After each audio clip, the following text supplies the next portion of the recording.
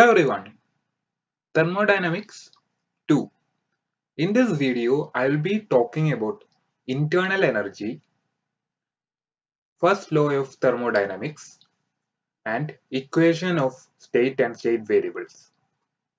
So first we shall see what we mean by internal energy. Internal energy is the sum of the kinetic energies and potential energies of all the molecules in the system. That is, it is the bulk total of all the energies possessed by all the molecules in the system. As we have already seen in our last video, thermodynamics looks at the macro level. Now, it includes only the energy associated with the random motion of molecules of the system. It is denoted by the letter U. This is an example of a thermodynamic state variable. That is, its value depends on the given state of the system. Its value is independent of the path.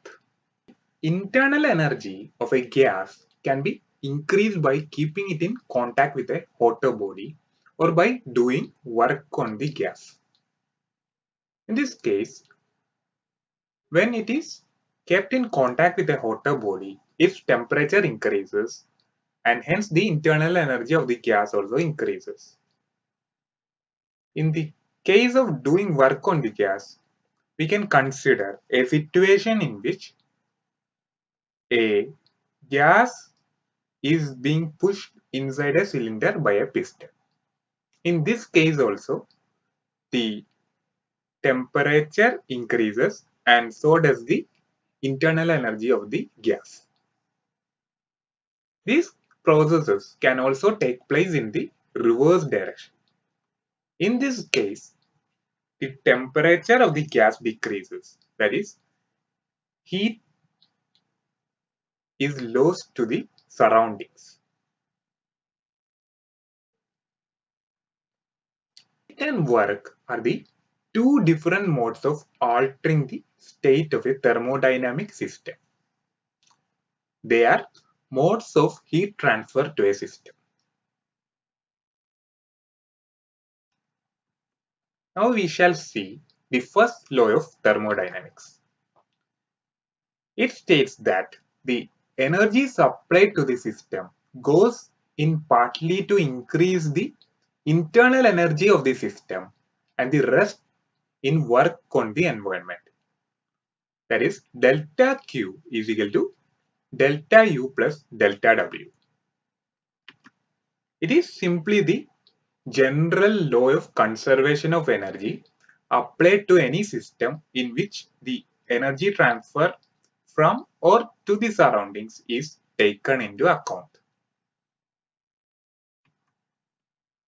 Now we shall consider a case in which the system undergoes a process such that the internal energy remains the same. In this case, if we apply the first law of thermodynamics, delta Q is equal to delta W.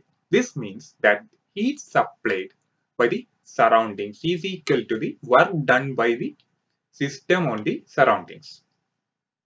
Now we can consider another case. In this case, system is a gas in a cylinder with a movable piston. By moving the piston, we can change the volume of the gas.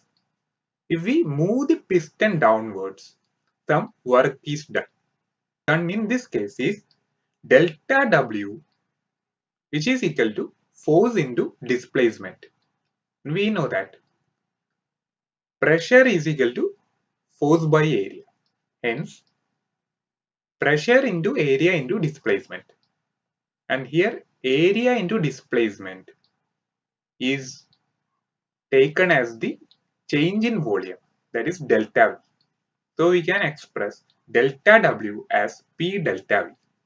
So by first law of thermodynamics, delta Q is equal to delta U plus P delta V. Now we shall see the equation of state. Thermodynamic state variables describe equilibrium states of systems. There are state variables which include pressure, volume, mass, temperature, etc. Now, the connection between these state variables is called the equation of state. Now, we can consider an ideal gas, and the equation of state for such an ideal gas is the ideal gas equation, which is PV is equal to mu RT. In this case, P, V and T are state variables and mu is equal to number of moles. For a fixed amount of gas, we can have two independent variables, that is either volume and temperature or volume and pressure. Now we can discuss about state variables, that is there are two types of state variables, namely extensive and intensive. Extensive variables indicate the size of the system, while intensive state variables does not. Intensive state variables are temperature and pressure, while extensive include volume. So this is the end of this video. If you have got any doubt in any of the concepts discussed in this video, please comment in the section below this video. Thank you.